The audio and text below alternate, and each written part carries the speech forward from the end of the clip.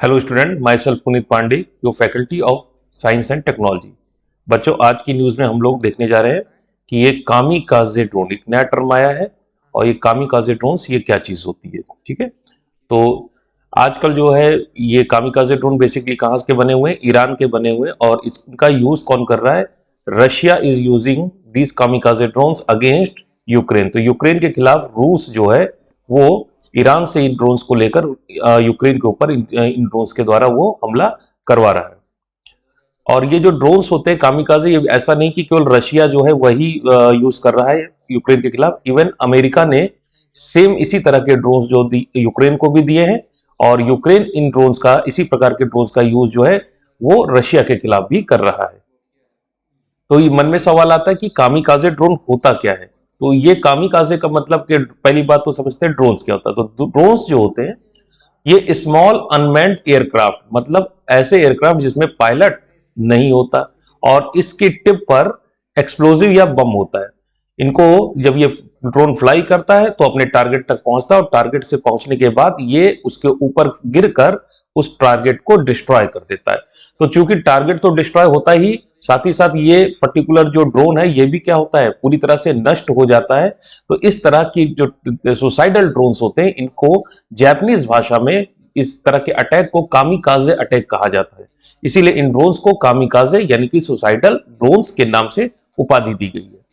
और ये जो कामिकाजे अटैक जैसे इमेज में दिखाई पड़ रहा है, ये सेकेंड वर्ल्ड वॉर का समय है। और जापानीज पायलट जब जापान हारने लगा था तो उसने क्या किया कि अब उसके पायलट्स ने अपने प्लेन्स में ढेर सारा बम लगाते थे और सीधे ले जाकर अमेरिका के शिप्स के ऊपर वो टकरा कर उस शिप्स को डैमेज कर देते थे। और इन अटैक्स को कामिकाजे कहा जाता था। यानी कि ये किस तरह के अटैक्स थे? सुसाइडल। तो सुसाइडल अटैक्स को जापानीज लैंग्वेज में कामिकाजे कहा जाता था। और उसी तरह का सेम उसी तरीके से ये जो ड्रोन्स हैं और ईरानी मेड, ये भी जो है अपने टारगेट्स तक पहुंचकर सुसाइडल अटैक करते हैं और अपने टारगेट को बहुत बुरी तरह से डिस्ट्रॉय कर देते हैं। इनकी ड्रोन्स की एक खास बात है कि इनमें इनके खिलाफ जो ट्रेडिशनल डिफेंस है, जैसे एंटी एयरक्राफ्ट मिसाइल्स, वो पूरी तरह से फेल हो जाती हैं इनको, क्योंकि इनका साइज क्या है, काफी ज्यादा छोटा है। तो इसलिए ये ड्रोन जो है रडार वगैरह की पकड़ में नहीं आती और मिसाइल इनसे लॉक नहीं कर पाती, इनके ऊपर अटैक नहीं कर पाती। तो ट्रेडिशनल सिस्टम पूरी तरह से इन ड्रोन्स के लिए फेल है। दूसरी बात यह कि अगर बात करें कि अगर किसी टारगेट को डिस्ट्रॉय करना है, उसके लिए अगर आप मिसाइल भेजते हो, मिसाइल के द्वारा टारगेट पे हमला करते हैं, मिसाइल्स आर वेरी एक्सपेंसिव। और ये ड्रोन्स कैसे हैं? दीज आर वेरी चीपर, ये बहुत सस्ते ड्रोन्स होते हैं और इसलिए इनका मास प्रोडक्शन किया जा सकता है, ढेर सारी संख्या में बनाया जा सकता है और ये मिसाइल्स की तरह ही इफेक्टिव होते हैं। दीज ड्रोन्स आर, जैसे कि मैंने आपको बताया कि these are very small drones, इसलिए इनको रडार से कैप्चर इनका पता नहीं लगाया जा सकता। दूसरी प्रॉब्लम है इनके साथ, एक इनकी खूबी है कि इनमें एक टेक्नोलॉजी लगी हुई जिसको हम कहते हैं फेशियल रिकॉग्निशन। इसका मतलब ये अपने टारगेट को पहचान सकते हैं और बिना किसी इंसानी सहायता की, बिना किसी ऑपरेटर के, ये अपने टारगेट तक पहुंच के उस टारगेट को पूरी तरह से न्यूट्रलाइज करने में सक्षम होते हैं।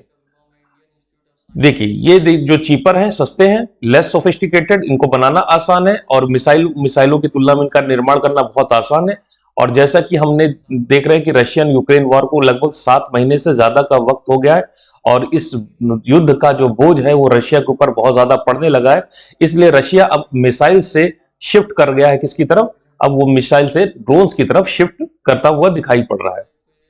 शाहिद 136 ड्रोन, ये जो ड्रोन है इसका नाम है शाहिद 136, ईरानियन मेड है। इसकी खास बात है कई घंटों तक, मतलब कई 10 घंटे 15 घंटे तक ये उड़ान भर सकता है और अपने टारगेट से टकराकर ये एक्सप्लोड या नष्ट हो जाता है।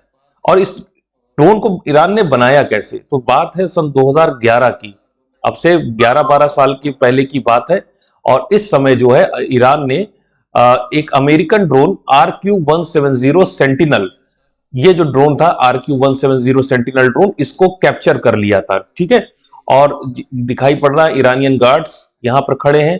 ईरान ने अमेरिका के ड्रोन को, बहुत ही ज्यादा सोफिस्टिकेटेड ड्रोन था, आयतुल्ला खुमानी की इमेज यहां पे लगी हुई है।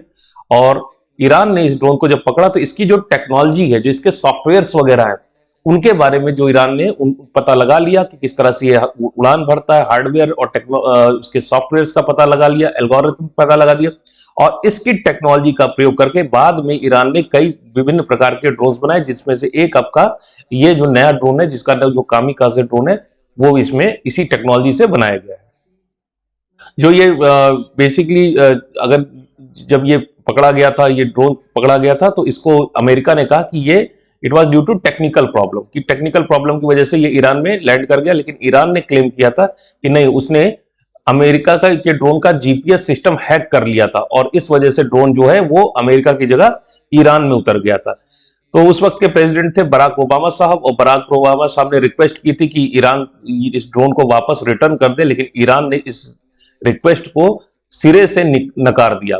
और इस चीज के लिए बराक ओबामा साहब की उस जमाने में बड़ी भर्त्सना की गई थी, बड़ा इनको क्रिटिसाइज किया गया था। खासकर डिक चैनी ने इनको बहुत क्रिटिसाइज किया था कि इन्होंने सही ढंग से कदम नहीं उठाए, और इन्हें ड्रोन्स अगर कैप्चर ईरान ने कर भी लिया था तो ऐसी स्थिति में ड्रोन्स को उन्हें नष्ट कर देना चाहिए था, अपने एयरफोर्स की मिसाइल्स या किसी तरह से टारगेट उस ड्रोन को समाप्त कर देना चाहिए था, दुश्मन के हाथों में नहीं पड़ना चाहिए। लेकिन उस वक्त बराक ओबामा साहब जो है वो ठीक से डिसीजन नहीं ले पाए, इसलिए वो ड्रोन और उसकी टेक्नोलॉजी ईरान के हाथ लग गई, और आज वो उन्हीं उसी टेक्नोलॉजी का प्रयोग रशिया कर रहा है यूक्रेन के खिलाफ। तो एक अमेरिका की जो भूल थी उसका खामियाजा आजकल यूक्रेन के नागरिक उठा रहे हैं। ये 11-12 साल पहले की घटना है, और इसके बाद ये देखिए द गार्जियन में ये घटना छपी है 1 साल बाद की।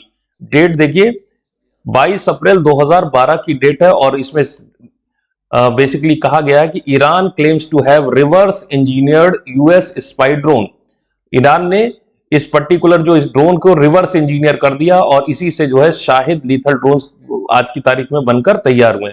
Tehran has extracted data and figured out working of sentinel craft captured last year.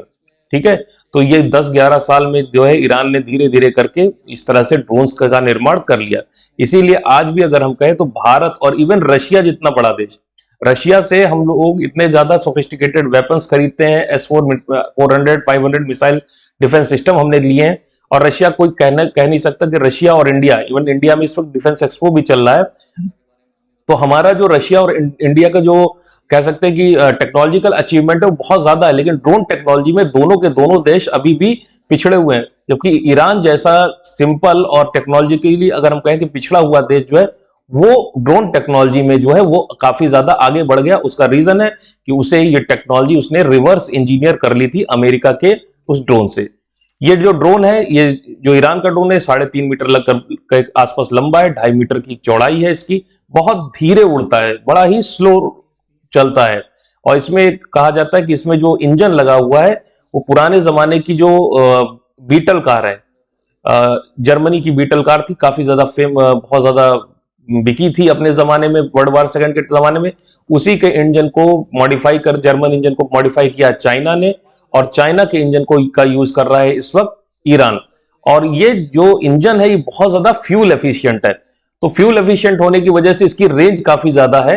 और फ्यूल एफिशिएंसी बढ़ाने के लिए क्या करते हैं, ड्रोन की स्पीड को हम काफी ज्यादा स्लो कर देते हैं, 185 किलोमीटर पर आवर, जो कि अगर एविएशन की दुनिया में कहें तो बहुत स्लो स्पीड मानी जाती है।